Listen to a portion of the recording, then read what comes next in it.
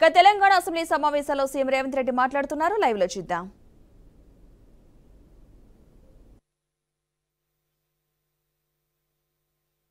ఒక్క మాట అధ్యక్ష కేసీఆర్ గారి గురించి మా పార్టీ గురించి వారు మాట్లాడిన మాటకి నేను ఒకటే వారికి చెప్పేది అధ్యక్ష, ఇక్కడ ఉండే ఈ నాయకుడి స్థాయికి మేము జాల అధ్యక్ష, కేసీఆర్ గారు అవసరం లేదు అధ్యక్ష.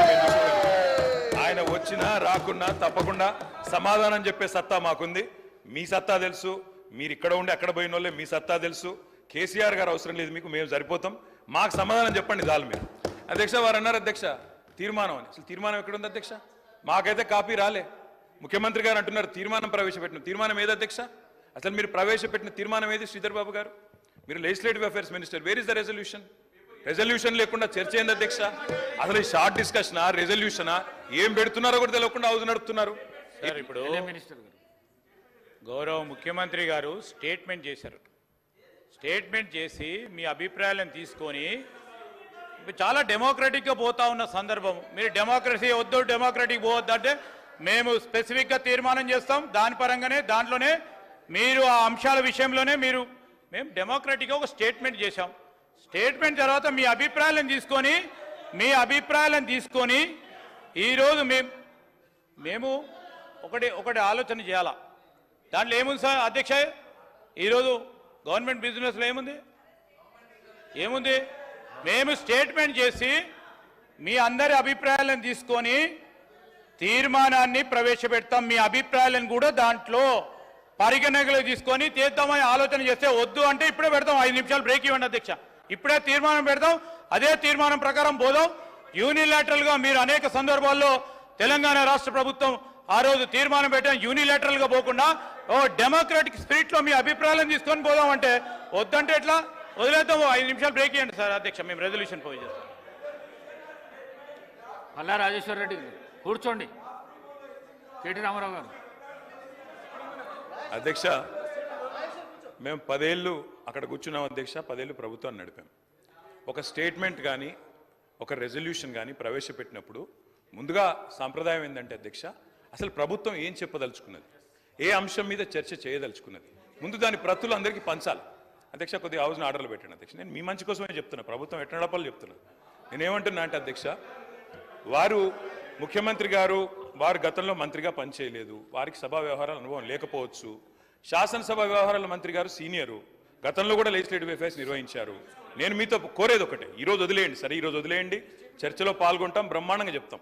కానీ రేపు ప్రజలకు కూడా తప్పుడు సంకేతాలు పోవద్దు అధ్యక్ష.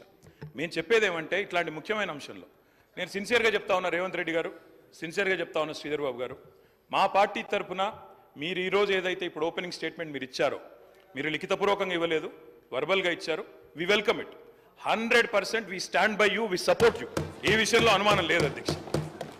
ముఖ్యమంత్రి గారు సార్, సభను తప్పుదోవ పట్టించడానికి వాళ్ళ కుటుంబం అంతా సభను తప్పుదోవ పట్టించే పని మీదనే ఉన్నట్టున్నారు అధ్యక్ష.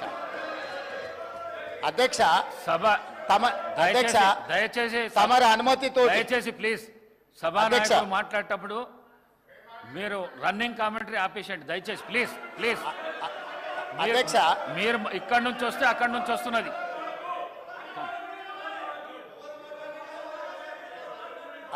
అధ్యక్ష, నేను వారు మేనేజ్మెంట్ కోర్ట్ అని అనుకున్నా కానీ యాబ్సెంట్ ల్యాండ్ లార్డ్ కానీ కూడా ఇప్పుడు అర్థమవుతుంది అధ్యక్ష. ఇనీషియల్గా నేను మీ అనుమతితో కేంద్ర ప్రభుత్వం 2024-2025 ఆర్థిక సంవత్సరానికి ప్రతిపాదించిన బడ్జెట్లో తెలంగాణ రాష్ట్రానికి కేటాయించాల్సిన నిధులు, ఇవ్వవలసిన అనుమతుల విషయంలో చూపించిన వివక్షపై సభలో చర్చకు అనుమతించవలసిందిగా కోరుతున్నాను అని స్పష్టంగా చర్చ కోసం నేను అనుమతి అడిగిన. వారు తీర్మానం ప్రవేశపెట్టినరు, తీర్మానం మాకు ఇవ్వలేదు. ఏంది అధ్యక్ష? ఎవరిని తప్పుదోవ పట్టిస్తున్నాడు అధ్యక్ష? ఇప్పుడు సమయానికి రాడు, ఆలస్యంగా వస్తాడు, వచ్చిన తర్వాత అవగాహన రాహిత్యంతో మొత్తం చర్చను, ఇంత సీరియస్ ఇష్యూ రాష్ట్రానికి జరుగుతున్న అన్యాయం మీద గంభీరంగా సభలో చర్చ జరుగుతుంటే అవగాహన రాహిత్యంతో అనవసరమైన వివాదాలను కెలికి తీసి ఈరోజు మాట్లాడే ప్రయత్నం చేస్తుండే ఆ సభ్యుడు మళ్ళొక్కసారి స్పష్టంగా ఒకవేళ వారికి ఒకవేళ కాగితం లేకపోతే కాగితం పంపిస్తా.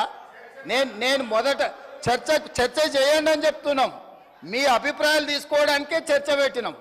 మీ అభిప్రాయం ఏంది? మొన్న ఢిల్లీకి పోయి చీకట్లో మాట్లాడుకొచ్చుకున్నదే మీ అభిప్రాయమా? సభలో ఇంకేమైనా వేరే అభిప్రాయం ఉందా? మీరు ఏం చెప్తారో చెప్పడానికి మీకు అనుమతి ఇచ్చినాం.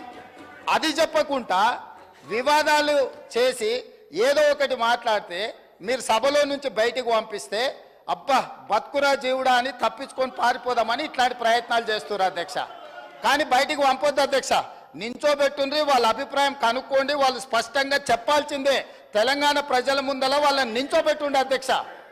చీకటి ఒప్పందాలతోని తెలంగాణకు అన్యాయం జరుగుతుంటే సభలో ఇంత ప్రధానమైన అంశం మీద చర్చ జరుగుతున్నప్పుడు ఇది తీర్మానమా, ఇది చర్చనా?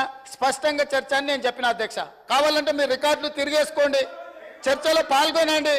చర్చలో పాల్గొన్న తర్వాత ప్రభుత్వం వైపు నుంచి తీర్మానం ప్రవేశపెట్టాలని ఒకవేళ ప్రభుత్వం అనుకుంటే మీరందరూ సూచన చేస్తే ఈ చర్చను మీరు తీర్మానం కింద ఒకవేళ మలుద్దామా? మీరు యువర్ ఎట్ యువర్ ఫ్రీడమ్. మీరు సజెషన్ ఇవ్వండి. గవర్నమెంట్ ఓపెన్ మైండ్తో ఉంది. మీరు ఏమైనా సజెషన్ ఇస్తే తీసుకోవడానికి. అంతే తప్ప ఆయన మంత్రి చేయలే, ఈయన మా నాయన నాకేమో ఇట్లా ఉచితంగా కుర్చీలు ఇచ్చి చదువు రాకపోయినా తీసుకొచ్చి మంత్రులను చేయలే. మా నాయన చదువు రాకపోయినా సంధ్య లేకపోయినా మాకు మంత్రులను చేసి ఇంట్లో కూసబెట్టలే.